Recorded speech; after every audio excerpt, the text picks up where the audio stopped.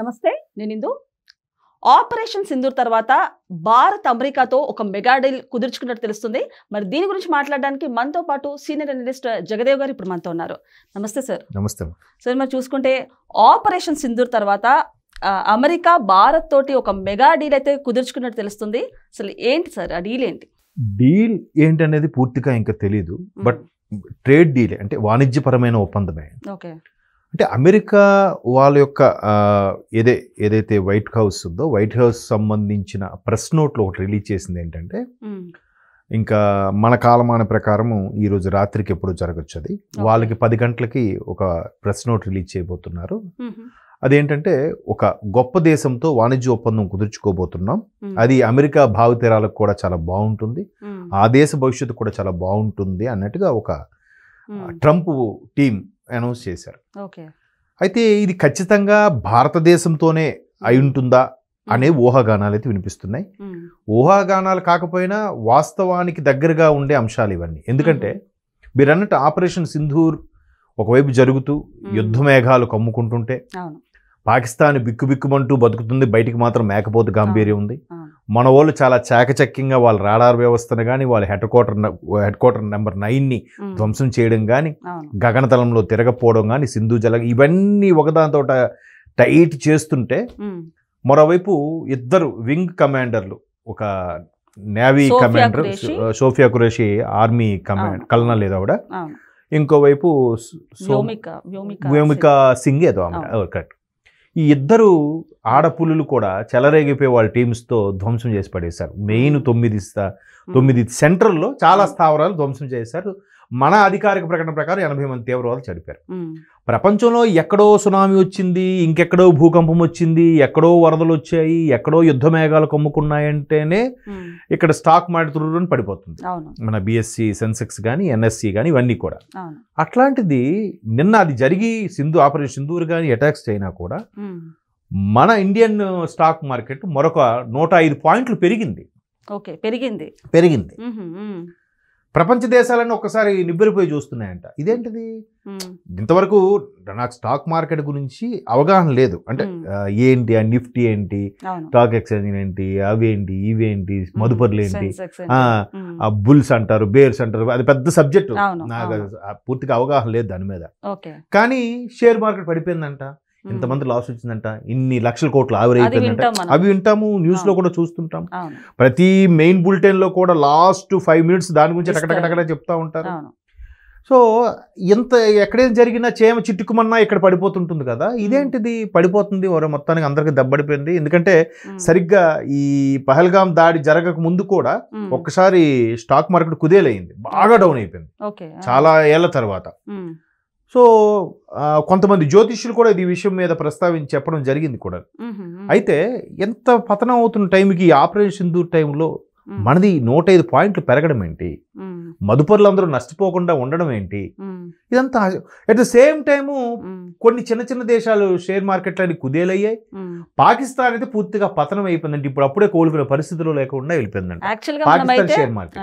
Operation Sindoor తర్వాత యుద్ధాలు జరిగిన తర్వాత కొంచెం నష్టం జరుగుతుంది, మనకు కూడా కొంచెం నష్టం ఉంటది అన్నట్టు మనం ఇలా ఎక్స్పెక్ట్ చేస్తాం. అలాంటిది ఇలా ఇంక్రీజ్ అయిందంటే ఒకటి, భారతదేశం అనేది ఎప్పటికీ అభివృద్ధి చెందుతున్న దేశం. ఒక విధంగా అది మంచిదే అనిపిస్తుంది, ఎందుకంటే నిరంతర విద్యార్థిగానే ఉంటాం మనం కదా. సో ఏది ఎక్కడ చూసినా కూడా అక్కడ ఒక భారతీయుడి ప్రమేయం లేకుండా ఏది సక్సెస్ అవ్వట్లేదు. అది ఒక ప్రాజెక్ట్ అవని, ఒక ఇన్వెన్షన్ అవనండి, ఒక రీసెర్చ్ అవనండి, ఏదవని ఉండి డీల్ ఏది చూసుకున్నా మన వాళ్ళు మన భారత సంతతికి చెందిన వాళ్ళే ఉంటున్నారు. ఈ రోజు ప్రపంచంలో ఉండే 194-195 దేశాలు ఉన్నాయి ప్రపంచం మొత్తం మీద. ఈ 194 దేశాల్లో కూడా భారతీయుడు లేని దేశం అంటూ లేదంట. ప్రతి చోట ఉన్నారు, ప్రతి కంట్రీలో ఉన్నారు. America, Australia, Canada. నేను చెప్పాను కదమ్మా, ప్రపంచంలో 7 ఖండాలు ఉన్నాయి. ఈ ఒక్కటి అంటార్కిటికా చీకటి ఖండం, మిగతా ఈ 6 ఖండాల్లో కూడా ప్రతి 6 ఖండాలు కలిపి 194-195 దేశాలు అయ్యాయి ఇప్పటికీ. ఈ 194 దేశాల్లో కూడా భారతీయులు లేని దేశం అంటూ లేదంటే మీరు నమ్ముతారా? అలాంటిది మళ్ళీ ఇంకో రికార్డు కూడా ఉంది భారతీయులకి. ప్రతి దేశంలో కూడా యావరేజ్గా 15-20% ఆఫ్ పీపుల్ ఉన్నారంట భారత సంతతి, ఎన్ఆర్ఐలు వీళ్ళందరూ. సో ఇంకో ప్లస్ ఏంటంటే ఇప్పుడు జనరేషన్లో భారతదేశంలో అత్యంత యువత గల దేశం భారతదేశం ప్రపంచంలో. చైనా వాడు కూడా మనతో పోటీ పడుతున్నాడు టెక్నాలజీ పరంగా, అన్ని పరంగా కూడా. బట్ భారతీయ ప్రభుత్వం మేక్ ఇన్ ఇండియా అనే కాన్సెప్ట్ కొంత తీసుకురావడం, పూర్తి స్థాయిలో ఇంకా చైనా లాగా సొంతంగా అన్ని తయారు చేసుకోలేకపోయినా చైనా మార్కెట్ను కూడా ఒక 20 to 25% గండి పెట్టాం, బ్రేక్ వేయగలిగాం ఇక్కడ మేక్ ఇన్ ఇండియా కాన్సెప్ట్ తయారవడం వల్ల. పైగా చైనా వాడిలో ఎక్కువ మంది వృద్ధులే ఉన్నారు. వాళ్ళు టెక్నాలజీ సూపర్ బాగా, వాడెప్పుడు అగ్రదేశంగా ఉండాలని అమెరికాతో పోటీ పడుతుంటాడు ఉంటాడు, అమెరికా వాడితో పోటీ పడాలనే ఉంటాడు. కానీ వాడి భయం అంతా భారతదేశం మీద ఉంటుంది. వీళ్ళు అంటే వాళ్ళు ఫాలో అయ్యే సిద్ధాంతాలు, వాడు ఫాలో అయ్యే ప్రిన్సిపల్స్ అన్నీ కూడా భారత సంతతికి చెందిన ఏ బౌద్ధ మతం కానీ లేదా జైన మతం సంబంధించిన కానీ ఇవే మూలాలు కదమ్మా. అదేదో 7th సెన్స్ ఏదో సినిమాలో చూపించినట్టుగా సూర్యాది, ఇక్కడ వాళ్ళు అక్కడికి వెళ్ళి ఇది అవడం వల్ల ఆ మార్షల్ ఆర్ట్స్ కానీ ఆ టెక్నాలజీ కానీ వాళ్ళు అది సాధన చేసి చేసి వాళ్ళు అభివృద్ధి చేసుకుంటున్నారు. మనకి పెరట మొక్క మందుకు పనికిరాదు కదా అన్నట్టు మన వాళ్ళు కొంత ఏమరపాటు ఉంది.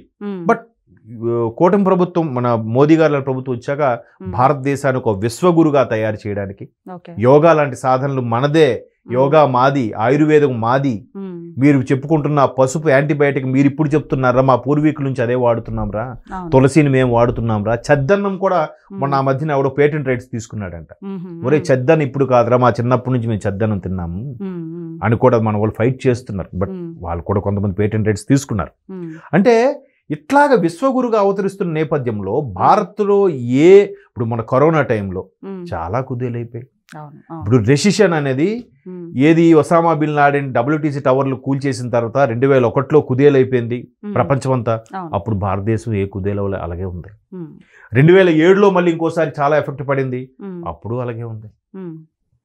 ఆ తర్వాత 2013 ఇప్పుడు అనుకుంటా, అప్పుడు కూడా చాలా ఇంపాక్ట్ పడింది, అప్పటికే అలాగే ఉంది. అంటే భారత్ ఇంత కరోనా ఎఫెక్ట్లో కూడా భారతదేశం ఎక్కువగా ఇదైపోలే. మన దగ్గర కరోనా టైంలో కూడా చనిపోయిన వాళ్ళు ఎక్కువ భయంతో చనిపోయారు. మన ఆహారపు అలవాట్లు, మన పద్ధతులు, మన శరీర ఉష్ణోగ్రతలో లేదంటే మన నైసర్గిక స్వరూపం ఇవన్నింటిని పోల్చితే మిగతా వాళ్ళతో పోల్చితే మనం ధైర్యంగా ఎదుర్కొన్నాం కూడా. కరోనా రోగం కంటే కూడా భయంతోనే చాలా మంది ఎక్కువ మంది చనిపోయారు. కానీ అది కూడా బాగా అధిగమించింది భారతదేశం. సో ఇన్ని క్వాలిటీస్ ఉన్న దేశం ఇంకెక్కడ దొరుకుతుంది? ఇప్పటికీ హిమాలయాలు వాటికి మిస్టరీ చాలా ఉంది. చాలా మందికి ఏంటి హిమాలయాలు, ఏంటి భారతదేశం, ఈ అసలు ఎవరైనా అక్కడ ఏంటి అసలు కాన్సెప్ట్ ఏంటి?